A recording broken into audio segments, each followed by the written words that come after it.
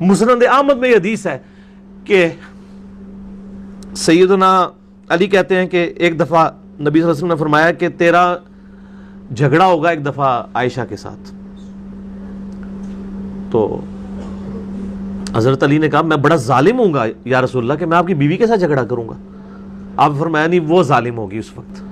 آپ فرمایا نہیں وہ ظالم ہوگی اس وقت. آپ فرمایا نہیں وہ ظالم ہوگی اس وقت.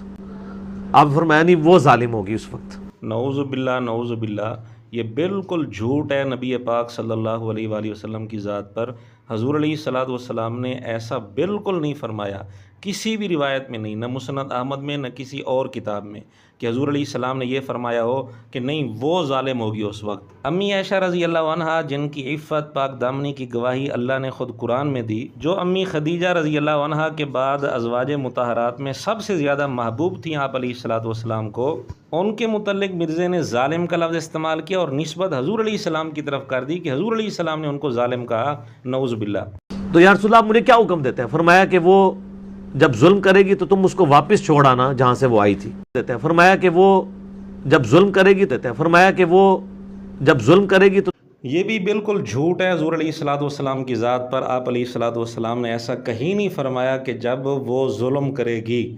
یہ جملہ حضور علیہ الصلوۃ والسلام نے فرمایا ہی نہیں. مسند احمد والی روایت کی عربی عبارت آپ کے سامنے ہے، اس میں دونوں باتیں نہیں ہیں کہ حضور علیہ الصلوۃ والسلام نے فرمایا ہو کہ عائشہ ظالم ہوگی یا یہ فرمایا ہو کہ جب وہ ظلم کرے. یہ دونوں باتیں مسند احمد کی روایت کے اندر نہیں ہیں، لیکن مرزے نے حضور علیہ الصلوۃ والسلام پر اتنا بڑا جھوٹ بول دیا امی عائشہ رضی اللہ تعالیٰ عنہ کو ظالم ثابت کرنے کے لیے. اگرچہ یہ روایت بھی ضعیف ہے، اس کے اندر ایک راوی ہے فضیل بن سلیمان نمیری، جس کے متعلق مشکات 2166 نمبر روایت کے تحت زبیر علی زئی صاحب نے اسی مشکات میں جو مرزے کے سامنے ٹیبل پر رکھی ہوتی ہے ضعیف لکھا ہوا ہے. تو مرزے نے ایک تو ضعیف روایت بیان کی اور اس کا ضعف بھی بیان نہیں کیا، ڈنڈی ماری، اور پھر اس ضعیف روایت کو بیان کرتے ہوئے دو بڑے بڑے جھوٹ بول دیے نبی پاک صلی اللہ علیہ وسلم کی ذات پر امی عائشہ رضی اللہ عنہا کو ظالم ثابت کرنے کے لیے. پھر مرزے کی بدبختی کی انتہا دیکھیں کہ جب اس سے پوچھا گیا کہ حدیث کے اندر تو یہ الفاظ نہیں ہیں،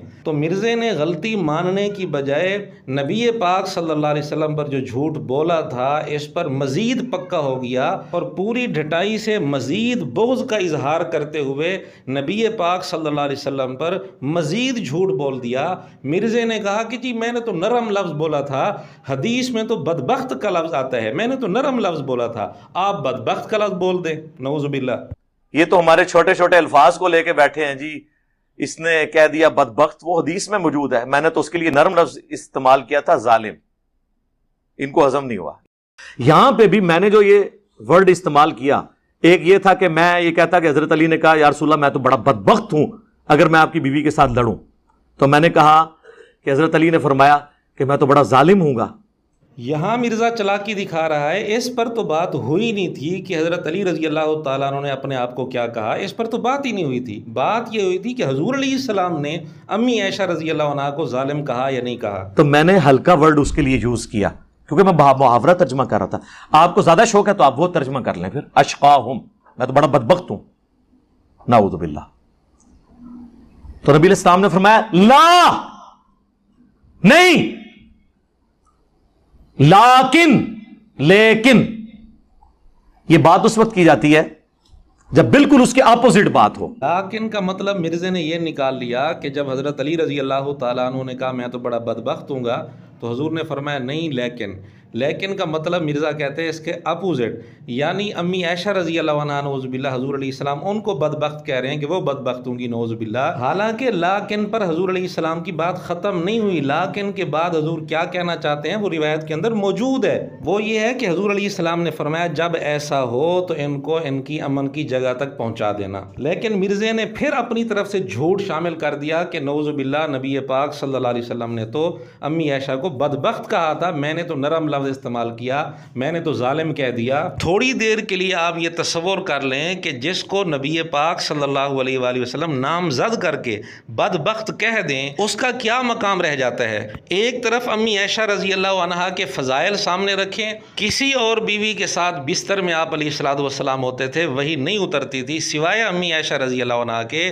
امی عائشہ کے ساتھ حضور بستر میں بھی ہوتے، وہی پھر بھی آ جاتی تھی۔ جن کی گود میں نبی پاک صلی اللہ علیہ وآلہ وسلم کی وفات ہوئی، آخری دنوں میں حضور علیہ السلام کی خواہش تھی کہ میری بیماری کے دن امی عائشہ کے گھر میں گزرنے چاہیے، تو آپ کی خواہش کو مد نظر رکھتے ہوئے ساری بیویوں نے اجازت دے دی تھی۔